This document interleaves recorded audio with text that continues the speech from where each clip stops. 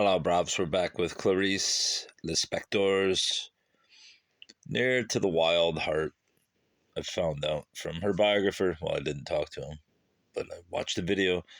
And apparently, her name's pronounced Clarice, but that's not even her real first name. So, her real first name, I believe, is Kaya. So, we're just going to go with Clarice because I speak English and that's how it presents itself. This is chapter 7, The Bath. The moment her aunt went to pay for her purchases, Joanna removed the book and slipped it furtively between the others she was carrying under her arm. Her aunt turned pale. Once in the street, the woman chose her words carefully. Joanna, I saw you. Joanna gave her a quick glance. She remained silent. But you have nothing to say for yourself. Her aunt could no longer restrain herself, her voice tearful. Dear God, what is to become of you? There's no need to fuss, Auntie, but you're still a child. Do you realize what you've done? I know. Do you know? Do you know what it's called? I stole the book. Isn't that what you're trying to say? God help me, I don't know what I'm going to do. You even have the nerve to own up. You forced me to own up. Do you think that you can just go around stealing? Well, perhaps not. Why do you do it then? Because I want to. You what? Her aunt exploded. That's right, I stole because I wanted to. I only steal when I feel like it. I'm not doing any harm. God help me. So stealing does no harm, Joanna? Only if you steal and are frightened. It doesn't make me feel either happy or sad. The woman looked at her in despair. Look, child, you're growing up. It won't be long before you're a young lady. Very soon now you will be wearing your clothes longer. I beg of you, promise me that you won't do it again. Promise me. Think of your poor father who is no longer with us. Joanna looked at her inquisitively. But I'm telling you, I can do what I like. That, her explanations were futile. All right, I promise. For my father's sake. Some time later, passing the door of her aunt's room, Joanna could hear her, her voice low and interrupted by her breathing. Joanna put her ear to the door, at the spot where you could even see the mark of her head. She's like a little demon, a woman of my age and experience, with a grown-up daughter of my own, who is already married, yet I simply cannot cope with Joanna. I never had any of this trouble with Armanda. May God preserve her for the sake of her dear husband. I can no longer be responsible for the girl. I swear to you, Alberto, I can do whatever I like, she had the nerve to say to me after I caught her stealing. Can you believe it? I was left speechless. I told Father Felicio, begged him to advise me. It upset him, too. I've had enough. Even here in the house, she never says a word, as if she didn't need anyone. And when she looks at you, it's always straight in the eye, as if she were showing contempt. True, her uncle said slowly, the strict discipline at boarding school might help to tame her. Father Felicio is right. I'm convinced that if my brother were still alive, he wouldn't hesitate in packing Joanna off to boarding school. After catching her stealing, especially stealing, which is particularly sinful in the eyes of God. Deep down, this is what troubles me. Her father, irresponsible as he was, wouldn't even have hesitated in sending Joanna to a reformatory. I feel sorry for Joanna. Poor child. You must agree that we would never have considered sending Armanda away to boarding school, even if she had robbed the entire bookshop. That's altogether different, her aunt expostulated in triumph. Armanda, even were she to steal, is one of us. And what about this girl? There's no need to feel sorry for her, Alberto. It's me you should pity. Even when Joanna isn't in the house, I'm uneasy. It may sound foolish, but I feel as if she were watching me all the time and reading my thoughts. Sometimes I'm laughing at something when I suddenly break off, as if I were paralyzed. One of these days, here in my own home, where I brought up my own daughter, I shall have to beg the forgiveness, God knows why, of this wretched girl. She's a viper. She's a cold-blooded viper, Alberto. She's capable of neither love nor gratitude. It's hopeless trying to show her any affection or doing anything for her. I can't help feeling the girl is capable of murdering someone. That's quite enough, her uncle exclaimed in alarm. If Joanna's father had been a better man, he would rise from his grave this very moment. I'm sorry, I'm being stupid. She even makes me come out with these foolish statements. She's a strange creature, Alberto, who has neither friends nor God. May the Lord forgive me. Joanna's hands fidgeted, independent of her will. She observed them with mild curiosity and forgot them almost immediately. The ceiling was white, the ceiling was white. Even her shoulders, which she had always thought of as being so remote from herself, throbbed with life and began to tremble. Who was she? The viper. Yes, yes, where could she escape to? She didn't feel weak, but on the contrary, gripped by a strange passion, mingled with a certain feeling of happiness, somber and violent. I am suffering, she thought suddenly, taken by surprise. I am suffering. A separate voice of awareness informed her, and this other entity became gigantic all of a sudden and replaced what she was suffering. Nothing ever happened if she went on waiting for something to happen. Everything might come to a halt, and Joanna would find herself striking in a void like the hands of a clock. She remained empty for several moments, watching herself attentively, probing the return of sorrow. No, no, she did not want it. And if, and as if to restrain herself, ardent and impassioned, she slapped her own face. She fled once more to her teacher, who still didn't know she was a viper. The teacher miraculously received her once more, and miraculously he penetrated Joanna's nebulous world, where he moved with gentleness and caution. It's not a question of matching up to other people's ideas.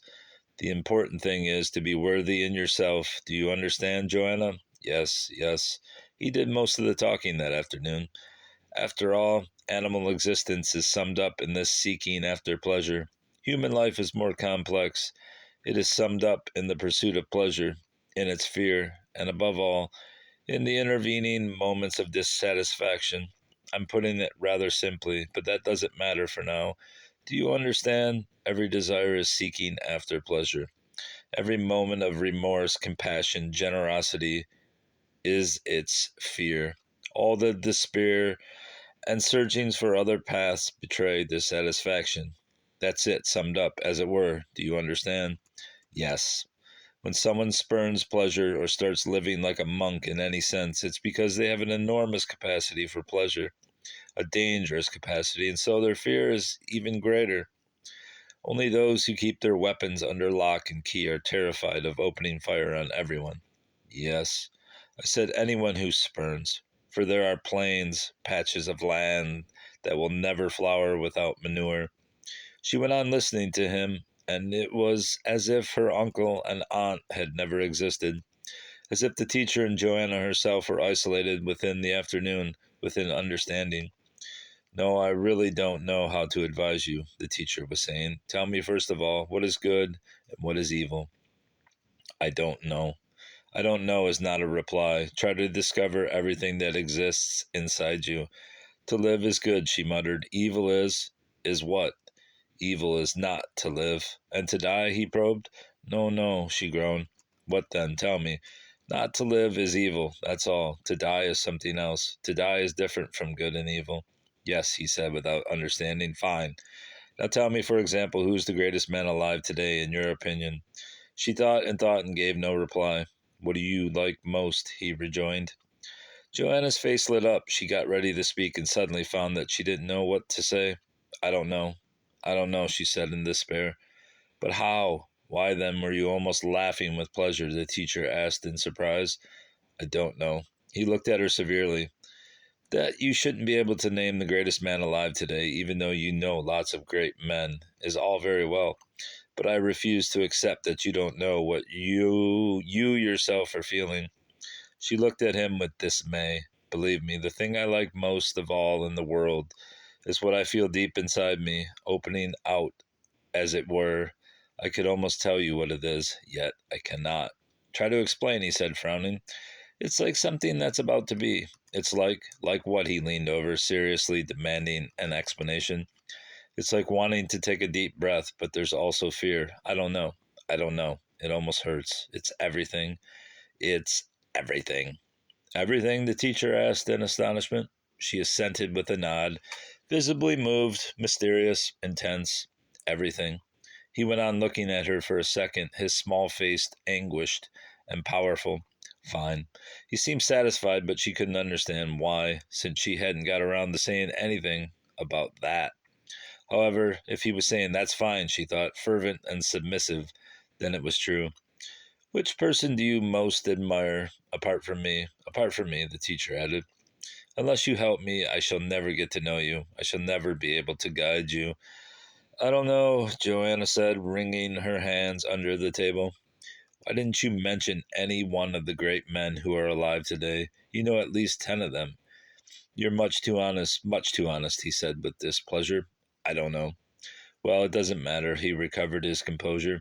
Never worry about not being able to express an opinion on a wide range of topics. Never worry about being or not being something. In any case, I suppose this is the only advice you would accept. And get used to the idea. What you felt about what you liked most of all in this world might only have been at the cost of not having any clear opinion about great men. You will have to give up lots of things in order to receive others. Pause. Do you find this boring? Joanna thought for a second, her dark head tilted, her eyes wide open. But when you have the highest thing, she asked slowly, does that mean to say that you don't have all the things lower down? The teacher shook his head. No, he said, no, not always. Sometimes one can possess what is highest. In the end, one has the impression. He looked at her askance. One has the impression of dying in a state of chastity. Perhaps this is because things are neither higher nor lower, simply different in quality. Do you understand? Yes. She was beginning to understand those words and everything they embraced. Yet, notwithstanding, she had the feeling that they possessed a false door, carefully concealed, through which she would discover their real meaning. That the words mean more than you said, Joanna finished the explanation. With a sudden movement, almost instinctively unawares, the teacher stretched his hand across the table. Joanna, trembling with pleasure, put her hand in his, her face turning red. What's happened? She said in a low voice, and she loved that man as if she herself were a fragile blade of grass being bent and lashed by the wind. He did not answer, but his eyes were intense and betrayed compassion. What? Suddenly she took fright. What's going to happen to me? I don't know, he replied after a brief silence. Perhaps you will find happiness one day. Who knows? A happiness few people will envy you. I'm not even sure that happiness is the right word. Perhaps you won't find anyone else who feels as you do. Like, the teacher's wife came into the room, tall, almost pretty, with that copper-colored hair, cut short and worn straight, and above all, those long, serene thighs moving blindly, but with such confidence that it was intimidating. What was the teacher about to say, mused Joanna, before she came in. No one else who feels as you do, like me? Ah, that woman. She looked at her furtively, then lowered her eyes filled with rage.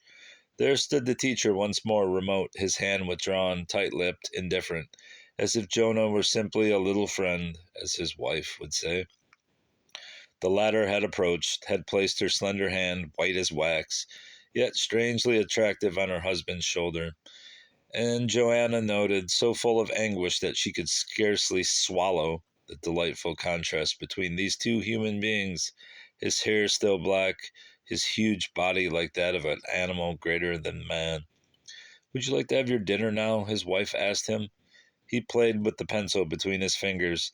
Yes, I'm leaving earlier. The woman smiled at Joanna and slowly departed. Still insecure, Joanna thought that the appearance of that creature made it clear that the teacher was a man, while she herself was not yet what might be called a young lady. He too must have noticed, dear God, he too must at least have noticed how hateful that white woman could be, knowing as she did not as she did, knowing as she did how to destroy their previous conversation. Are you giving a class tonight? She asked uncertainly, just for the sake of carrying on the conversation.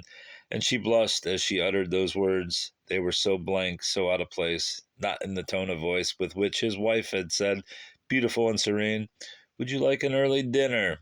"Yes, I'm giving a class," he replied, and fumbled through the papers on the table. Joanna got up to go away, and suddenly, even before she could perceive her own gesture, she sat down again. She lowered her head over the table and began to weep, covering her eyes. All around there was silence, and she could hear the slow, muffled steps of someone inside the house. A long, drawn-out minute passed before she felt something pressing gently on her head. It was a hand, his hand. She heard the hollow sound of her heart. She had stopped breathing. All she could think of was her own hair, which now existed more than anything else. A great, nervous, thick mop of hair being fondled by those strange, animated fingers. His other hand raised her chin, and she allowed herself to be examined, submissive and trembling.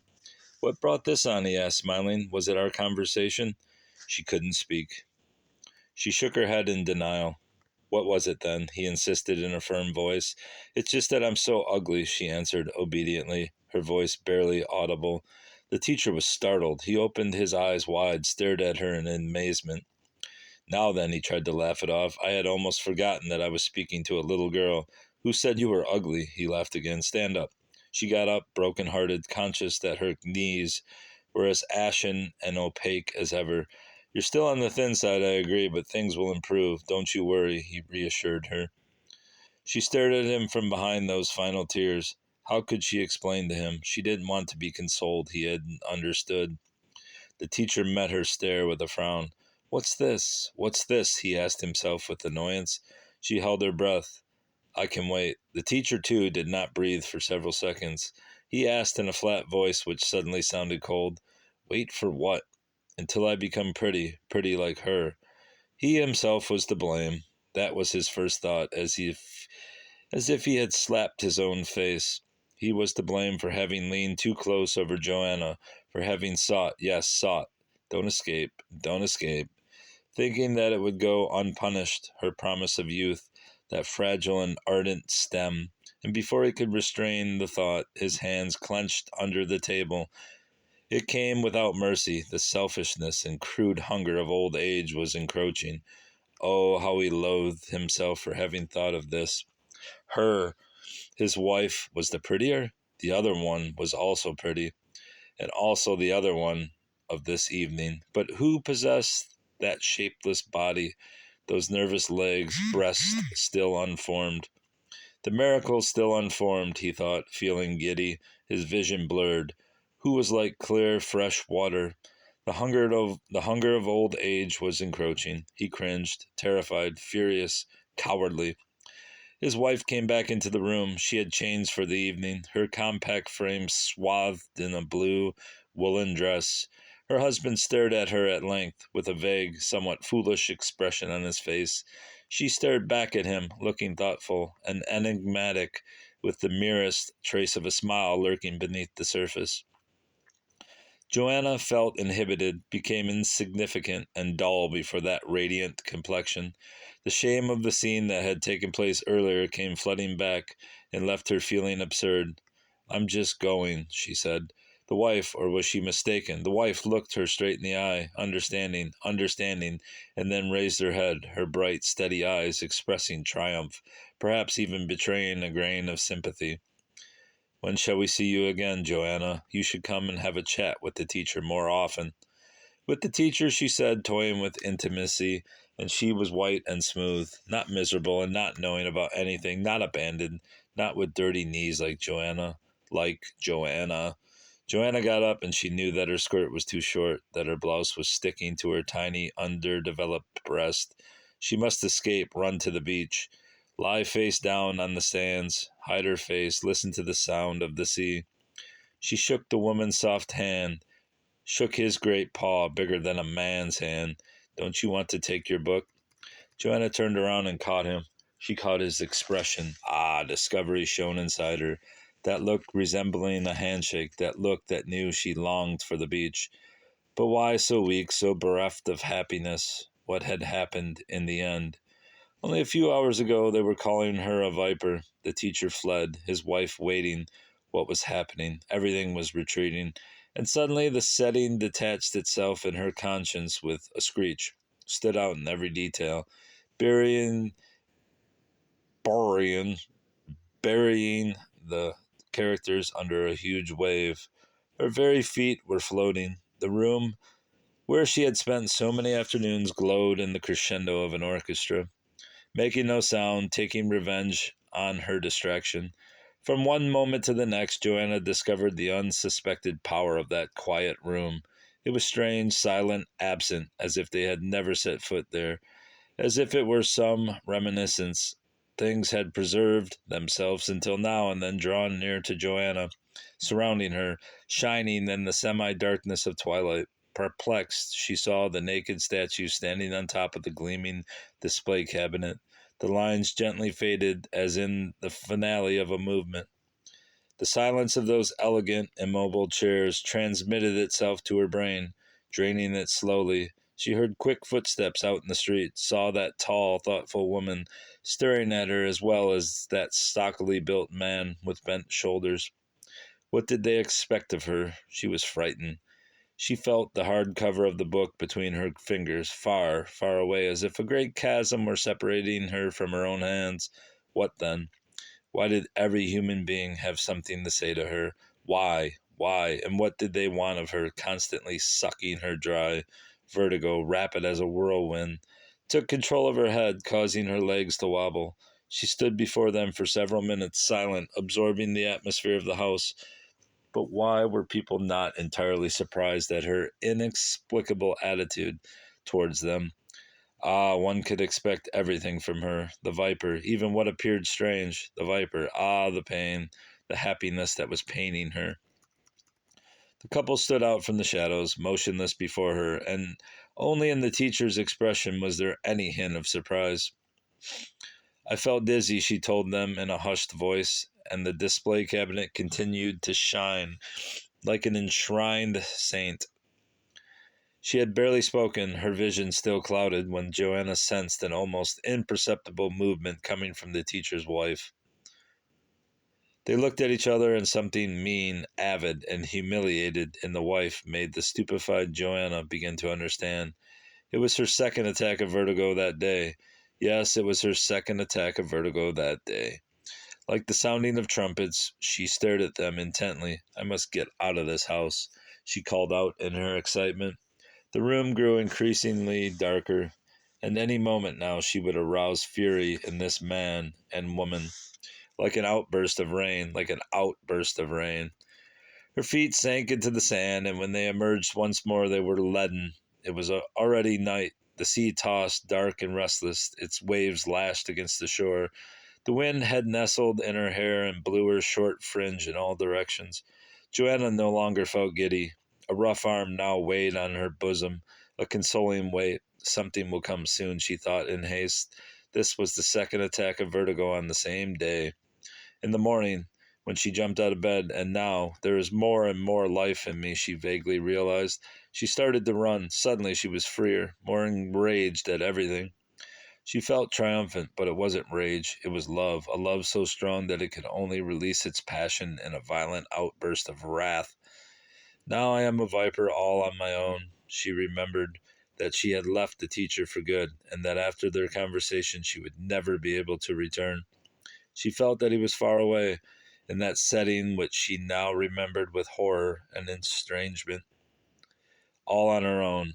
Her uncle and aunt were already sitting at the table. In which of them should she confide? I'm getting stronger every day. I'm growing up, and I'm about to become a young woman. For she could not bring herself to ask of anyone, tell me about things, only to be told, I don't know either, just as the teacher had replied. She could see the teacher reappear before her, as in those final moments, leaning towards her, terrified or ferocious. She couldn't say, but backing away. That's it, backing away. The reply, she felt, was not so important. What really mattered was that her question had been accepted, that it could exist. Her aunt would retort with surprise, what things? And should she begin to understand, she would almost certainly say, like this and this and this.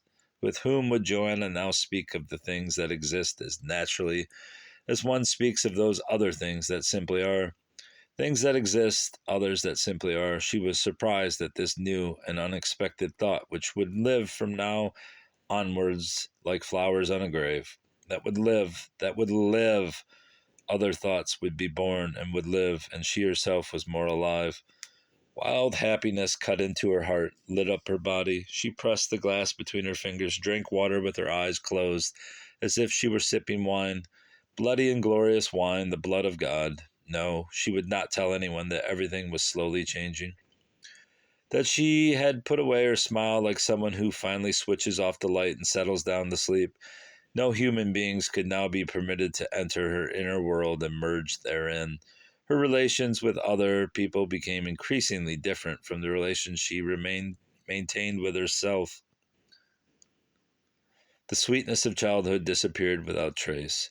No more water flowed from some inner fountain, and what she offered the footsteps of passing strangers was parched, colorless sand.